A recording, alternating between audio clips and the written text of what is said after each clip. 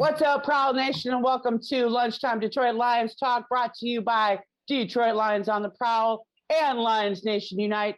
Queen of the Prowl here, Valerie Bordeaux, and we're going to be delving into our last final thoughts about the draft, which is coming up tomorrow. It's the Lions Super Bowl, so we're all just ready and waiting to see what's going to happen.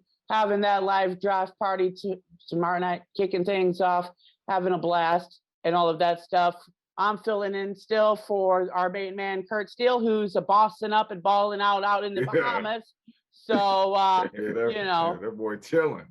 Yeah, he really living his best life right now. Big stogie.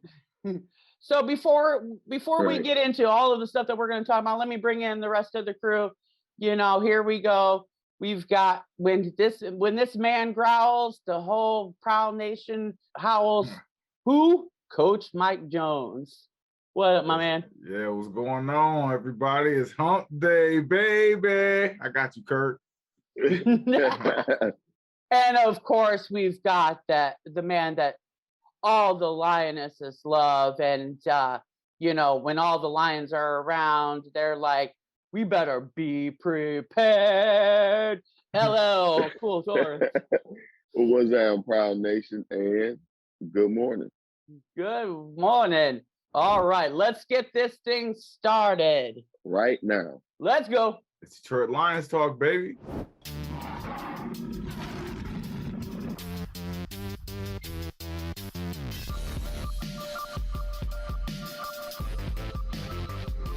We're going to get up, and on the way up, we're going to bite a kneecap off. Yes, sir. We in the deep. All right, welcome back to this show, Prowl Nation. We got a lot to talk about today. I really wanted to bury this topic, this discussion, because I'm done sick and tired of talking about him. But we've got a Prowl Nation family that wants to discuss this matter. There's been a lot of talk over the past few weeks with NFL analysts and a lot of Lions fans getting behind, wanting the Lions to pick up quarterback Malik Willis at the number 2 spot. And I can get behind this a little bit in some ways because I understand it. You've got 3 quarterbacks. You've got Boyle, Blau, and Goff, who really can't throw to save their life. And so, you want to bolster up that and get yourself a good quarterback for the future. Yeah, here we go. He's a project quarterback who really hasn't faced any tough teams whatsoever. But let's just roll with this idea for just a minute. Let's say that the Lions do pick up Malik Willis at the number 2 spot. You've got 3 options right now to work with him. You could either sit him behind Goff for a year, hope for the best for the future, and you're still going to be having Goff as a starter, and you're still going to have the worst defense in the league at this point. So you're basically wasting the most valuable pick for maybe a potentially longer term game.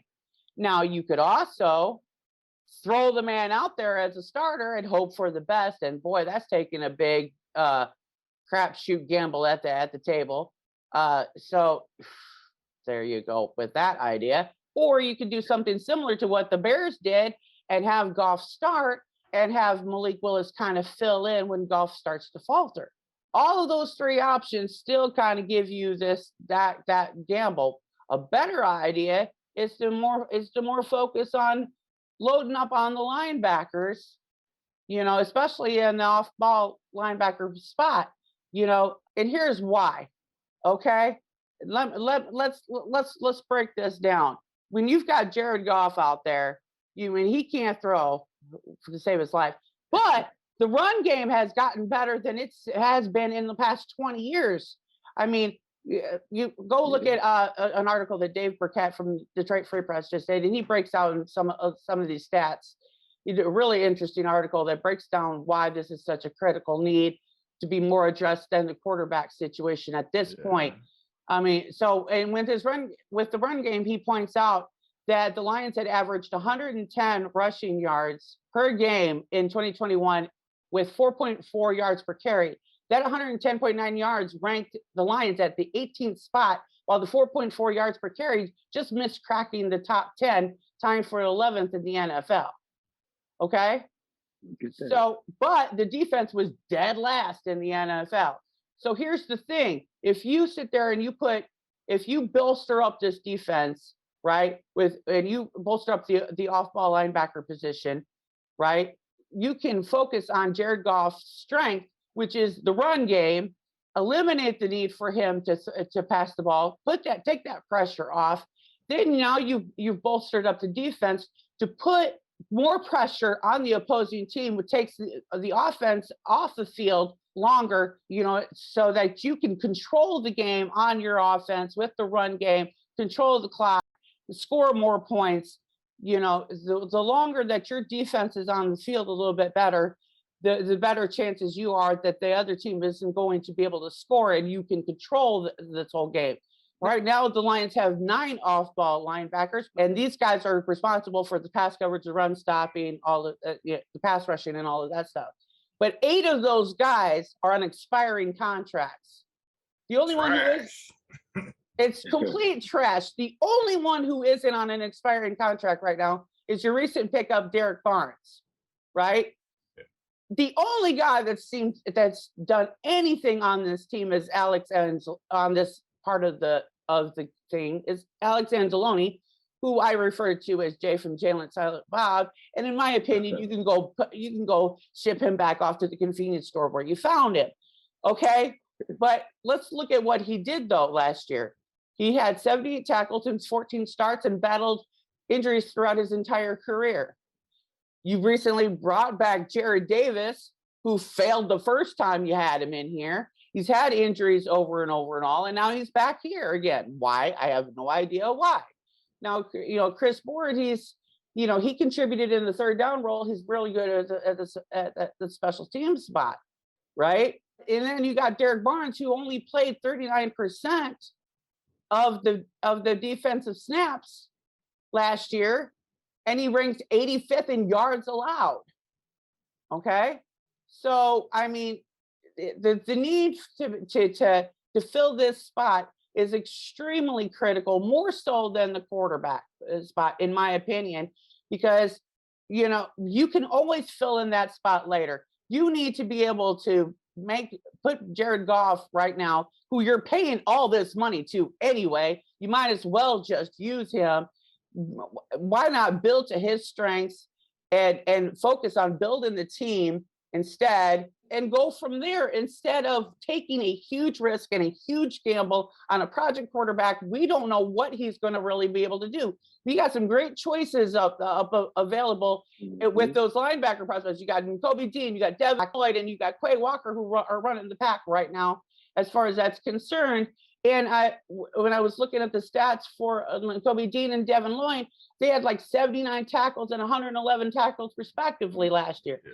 So, I mean, this is the perfect time to focus solely on the defensive side of the ball and then put your weapons in. This is what I've been saying all along, is to work on doing that. So what do you guys think? You know what? This tackle that Malik Willis thing, this is one last time.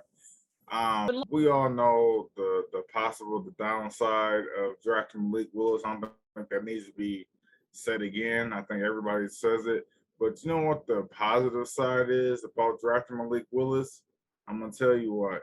You draft Malik Willis, you sign Deebo Samuel, then you can let Jared Goff go next season, and then you let Malik Willis on that cheap contract. You pay Deebo Samuel. You got Malik Willis, Deebo Samuel, Swift, Hockenson, who you're going to franchise tag, and Amon-Ra St. Brown, and you got the most explosive offense in the NFC North, probably top 5 in the NFC. That is the best case scenario. Malik Willis and Deebo Samuel go hand in hand with me. Because if you know what I'm saying? Because if you get Malik Willis and then you're gonna cut Goff next year, you can afford to pay Deebo. And that right there is the most exciting, explosive offense, I think, right there. Swift, Hockenson, St. Brown, Samuel, Malik. whoo, that's that's explosive. So that's the only thing. That's the only position that I would draft Malik Willis. I would not draft Malik Willis to play right now. Malik Willis and Deebo Samuel will have to come in a package together. But speaking though, at linebacker, like I don't know, I've said this many a times. Linebacker has to be the first or second thing addressed. I would get Devin Lloyd. If I could, I would do anything I could to get Devin Lloyd. I think we're going to get Nakobe Dean. And my final thoughts on the draft, I think we're going to go Kayvon Thibodeau, and I think we're going to go Nakobe Dean, 32. That's my thoughts, man. And I think linebackers should be considered a first priority over edge, because if we don't have that man in the middle to call the defense, we're gonna be stuck in that Tahir Whitehead situation with an outside linebacker playing middle, and that's Alex Anzalone right now. Alex Anzalone is gonna look like Tahir Whitehead playing that middle. Yeah, but you pair up this you pair up these linebackers up with the edge rusher, the speed rusher, and all that stuff. Now, I mean, you may not have the exciting offense that y'all wanted to see, but you've got a very stellar defense that's very solid, that puts you in a really good spot. I mean, do you really want to take the risk with the exciting offense and it could explode in your face, or do you want to take a little bit of the safer route, the safer risk while you're building this team up? I don't know, man. It's tit for tat. I don't know. I'll just say this. I've been on the record. I don't want Malik Willis. I don't want any of these quarterbacks. Let me say that part. But if we end up with him, I cuss until, he shows otherwise, until he shows that he can be, any good. Y'all know how I am. I hate the quarterback until they're good, then I love them to death, because that's how it should go, right? We're fans, right? But, right. no, not at 2, not Malik Willis. I mean, but once again, if it is, we do have a lot of other picks. This is a very deep draft, so we can still get a lot of good players in this draft.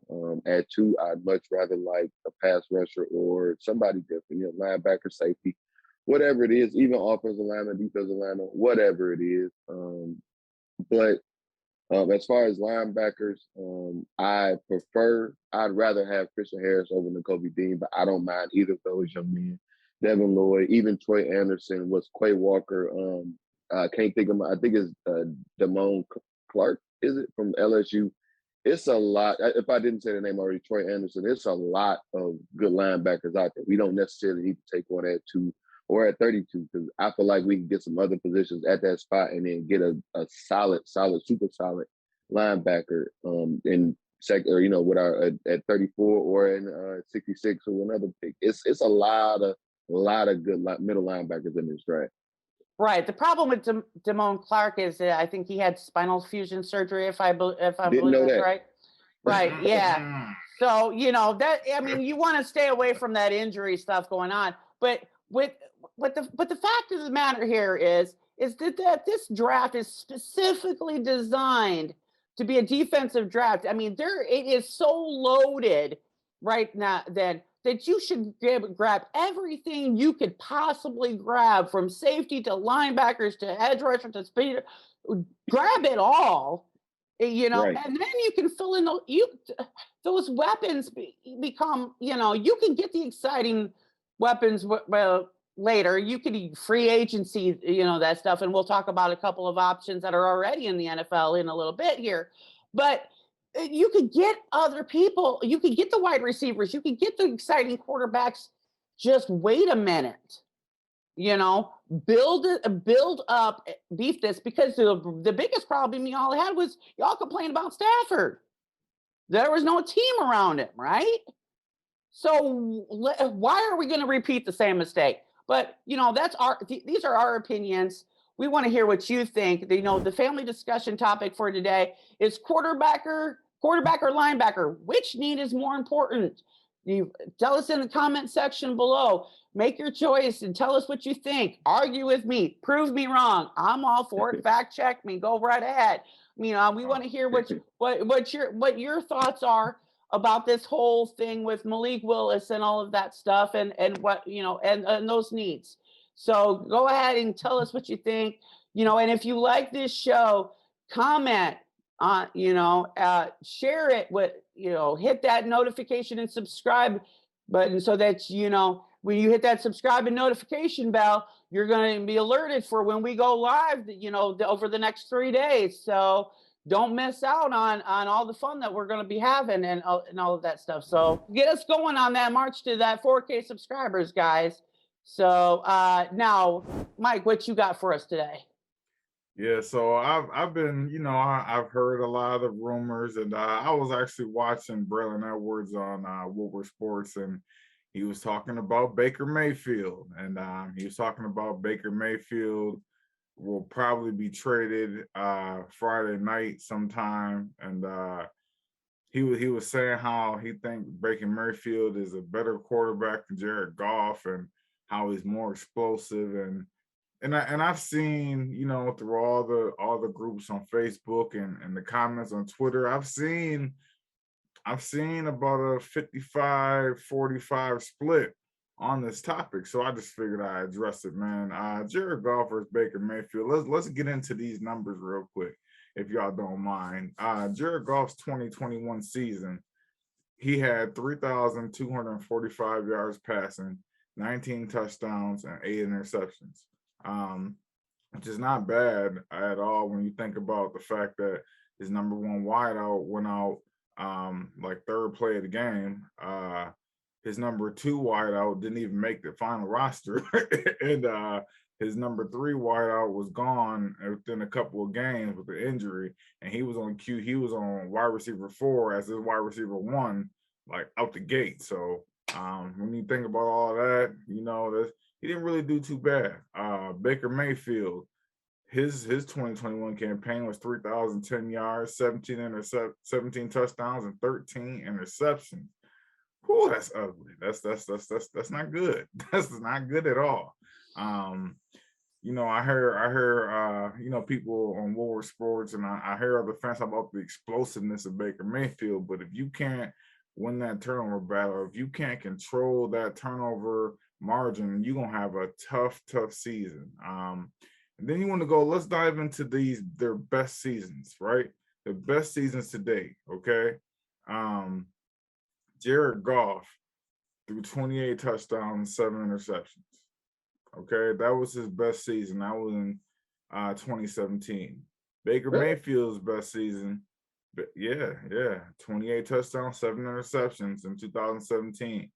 Baker Mayfield's best season in 2020 was 26 touchdowns, 8 interceptions. So they're neck and neck, with their best seasons. When it comes to, let's take another season. Let's throw in their second best season. 2018, Jared Goff had 4,688 yards. Okay, 32 touchdowns and 12 interceptions. Baker Mayfield's second best year was in 2018 when he had 3,725 yards, 27 touchdowns, and 14 interceptions. So what does this tell you? This tells you that, you're going to get more explosive plays with Baker Mayfield, but Baker Mayfield is going to turn the ball over. Y'all talk about Jared Goff and him turn the ball over, then Baker Mayfield is not the guy that you want out there controlling the ball for you. And think about it too, Goff's 4 seasons, and Goff had 4 seasons of his 6 seasons with over a 90 passer rating. Okay, and last year his passer rating, even though he faced criticism, was 91.5. And 2 of those 4 seasons, his passer rating was over 100. So Goff ain't that bad. I don't know why people beating that narrative, but he's not. Baker Mayfield's had 2 seasons over 90 passer rating. Of his 4, Goff's been in the league 6 years. Baker Mayfield's been in the league 4 years. But if you want to look at it, what separates what Goff has done from Baker Mayfield? Jared Goff has led the Rams to 2 division titles in his 5 seasons. And I know they're like, this a run-heavy offense, but aren't we trying to build a run-heavy offense? It seems like what we're trying to do here in Detroit. Baker Mayfield has had the most talented roster now 2 or 3 of the last I would say at least two of them 2 seasons, he had the most talented roster, and he has 0 division titles.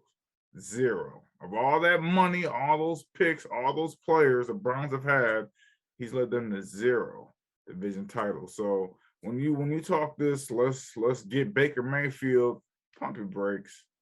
I'd rather have Jared Goff, or I'd rather go draft Malik Willis at 2 than have Baker Mayfield, man. What do y'all have to say about that? Well, personally, for me, Baker Mayfield versus Jared Goff is same stuff, different house. I mean, you're not getting any better with this guy. You're not going to get any better. Brings me back to the point. Slow your roll. Wait. Build this team. If you build it, the quarterback will come. Okay, we need to make this a motto. If you build it, the quarterback will come. We don't make the same mistake. Don't make the same Stafford mistake and be whining and crying about how we should have built a team around the quarterback. No, come on. Wise up. Oh, that's all I got to say. I'm with you on that, and I see your point, Mike, when you said to build a quarterback, it can come. But that when you build a team and a quarterback will come. If you build the team, you won't necessarily need that great of a quarterback. You know what I'm saying? You can probably get by with a little bit less of a quarterback. I don't want no trash quarterback, but you don't need a Peyton Manning. You can get by with somebody a lot less. Like Jared Goff. But a game manager. It's all you really need. A game manager. Jared Goff is a game manager. Even if that game manager end up being Jared Goff, but I agree with a lot with what y'all said. I'd much rather have Malik Willis than Baker Mayfield. I don't want Baker Mayfield. I don't want Baker Mayfield looking towards Michigan. I know they're across the water in Ohio. Don't look at the Lake Michigan. Don't look over here. Like, don't look at Detroit. Don't look at, don't just get this out your mouth. I don't want him here at all. I want him here less than anybody that we've ever talked about on this show. But that's as far as them two. I was laughing when y'all was talking. I consider Jared Goff and Baker Mayfield basically 2 turds in the toilet. They same shit damn near, but I don't know if I want to say that. I trust Goff a little bit more. I trust Goff a little bit more than I trust Baker Mayfield. But Goff has shown what he can do as well in terrible spots. But whatever, however, whatever's clever, just no Baker Mayfield. LL got love for Jared Goff, bro. I don't listen to him. He wears Jared Goff pajamas to bed, but I so do. But see, here's the thing is, and I get it. Everybody wants the exciting, explosive quarterback to have the great show, but that can easily blow up in your face real quick. I would much rather take the safer route and build a solid team from the ground up. Put a game manager in, and at a couple of years down the road, get that exciting quarterback once everything's been established. Don't put in your widescreen TV before you build your house. That's just the way it is. The only thing is, the only reason why I would not be in favor of Jared Goff staying is because Jared Goff is a game manager. He can be sometimes he can be a little bit above a game manager, but Jared Goff, you paying him $31 million to be a game manager. The game manager makes $17 million a year. You know what I'm saying? 31 a deal now though. I mean, it's a deal, but not for a game manager. Ryan Tannehill ain't making no $31 million a year. Like Jared Goff is Ryan Tannehill. But if you boost up that defense, though, and give Jared Goff the opportunity to take that pressure off of him to be able to make those more exciting throws, you can make him more of a game manager. Right. Yeah, but then he's gonna have to take a pay cut, because then how are we gonna afford the salaries that you gotta to keep that defense, to keep everything intact? You're not gonna be able to afford that salary paying Jared Goff. Like in 2023, he's gonna make 31.5. In 2024, that goes up a few million. So paying Jared Goff to be a game manager close to $40 million, like, I can't do it.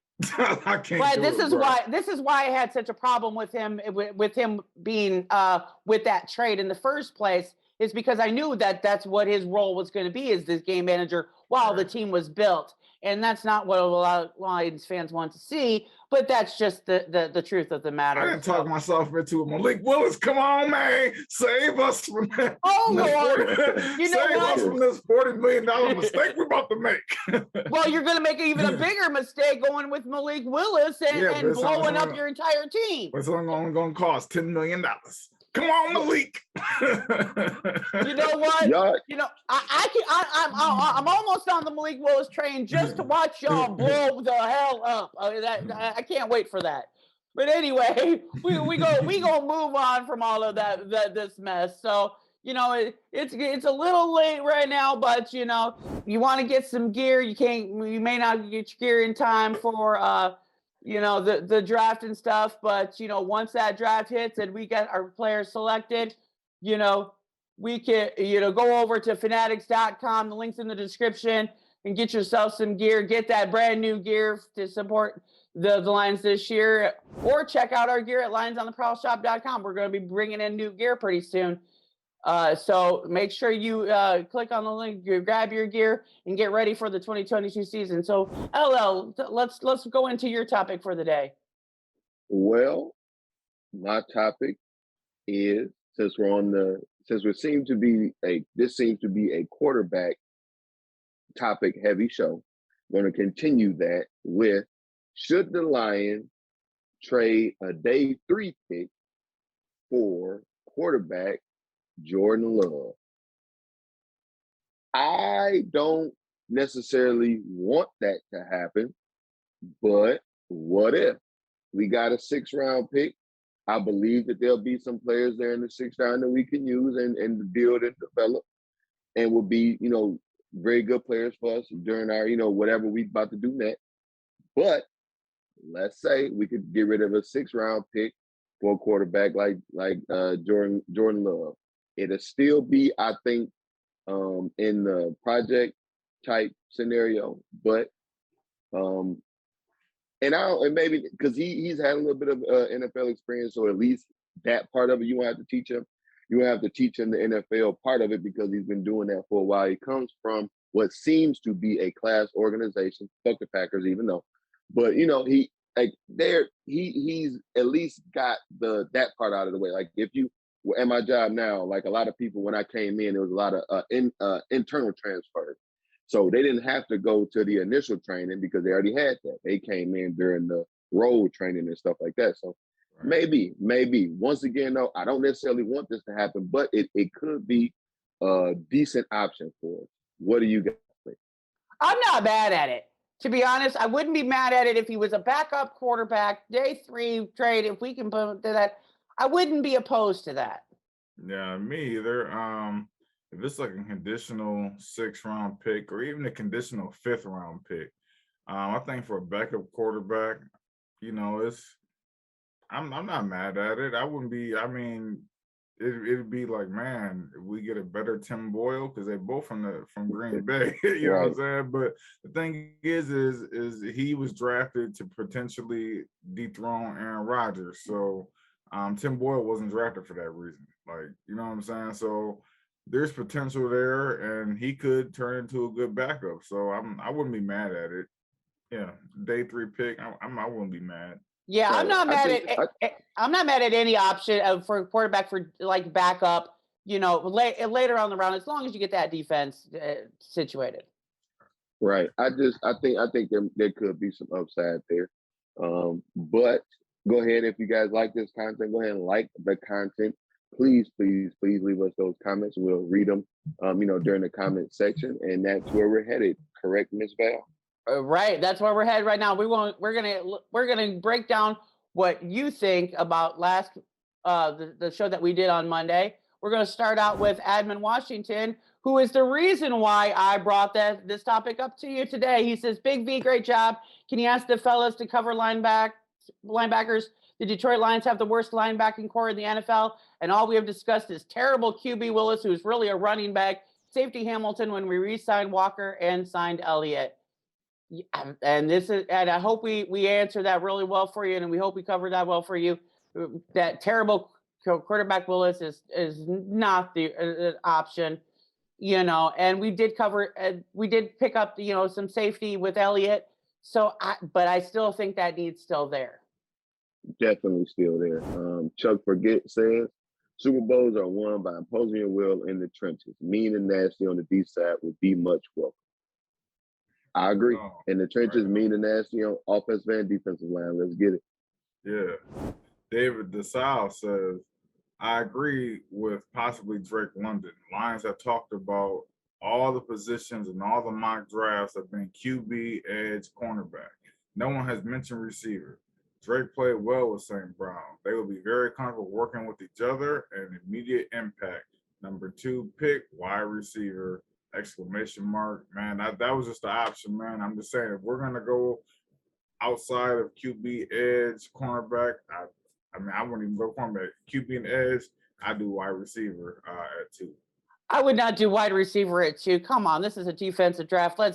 You got a defense that's ranked 32. You know, you can pick up the wide, like I always say, you can pick up the wide receivers in the parking lot so no, I don't see that whatsoever.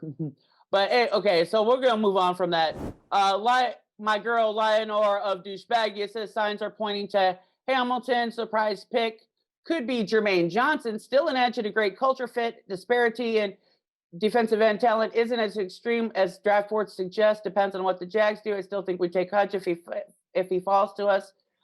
I want the edge. I want the edge rusher. Give me Thibodeau. Give me somebody. Give me an edge to give me the. I love the quarterback smash. So let's just work with that. Okay. Right. Friend of the show, Loud Show says, been a Lions fan for many, many years. I love it when Brad keeps you guys on the edge of your seat. Go Lions. I don't, because I don't like the feeling of, man, I don't really know what they're about to do, but I do like the feeling of not knowing what they're about to do, but kind of trusting whatever they're going to do. Trust the process. Right on. Raw business? Yep, raw business. Okay, raw business. In my opinion, we should be getting 1 or 2 players, Thibodeau or Gardner. No one Gardner. That's it. Give me a dynamic playmaker with a very high ceiling and someone who ain't afraid to go get it. Hutchinson got shut down by right tackle who ain't even projected in the top 3 rounds. Hamilton, yeah, he reminds me of Harrison Smith, but he's slow as F. After we take Thibodeau or Gardner, trade up from 32 and go get a wide receiver. Definitely get in front of Green Bay.